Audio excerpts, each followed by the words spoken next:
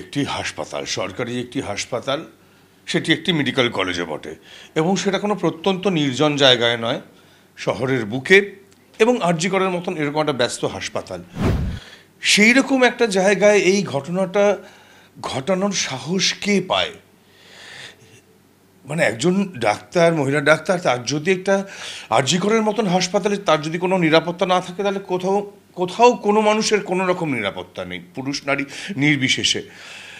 তো এই জায়গায় আমার মনে হয় প্রশাসনের অত্যন্ত কড়া পদক্ষেপ নেওয়া উচিত।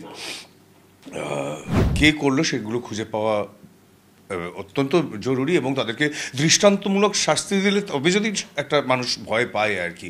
আমি একটা ভিডিও শুধু দেখেছি, একজনকে নিয়ে যাওয়া হচ্ছে, তো তাকে নাম জিজ্ঞেস করা হচ্ছে, সেই ডিটেলসটা আর আমি ভিডিওতে দেখিনি, কিন্তু একজনকে নিয়ে যাওয়া হচ্ছে এরকম একটা ভিডিও আমি দেখলাম আজ সকালে।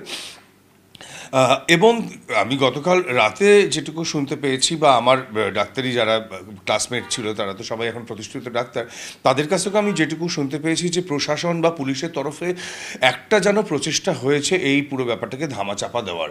সেইটা কিন্তু আরও ভয়াবহ একটা ঘটনা, একটা ভয়াবহ ঘটনাকে চাপা দেওয়ার জন্য একটা চেষ্টা চলছে, তার চেয়ে ভয়াবহ পরিস্থিতি আর হতে পারে না। আমার মনে হয় এইসব নিয়ে ইমিডিয়েটলি কোনো পদক্ষেপ নেওয়া উচিত এবং দৃষ্টান্তমূলক শাস্তি দেওয়া উচিত।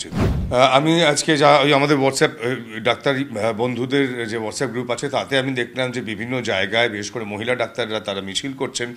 শ্যামবাজার পাঁচমাথার মোড়ে আজকে বিকেল 4টের সময় একটি জমায়েত হবে, এবং সেটি আরজি করের দিকে যাবে, সেই মিছিলটি মহিলা ডাক্তাররা থাকবেন। একইভাবে রানীগঞ্জে, দুর্গাপুরে এরকম মিছিল বা সবাই সমবেত হচ্ছেন এইটার বিরুদ্ধে প্রতিবাদ করার জন্য।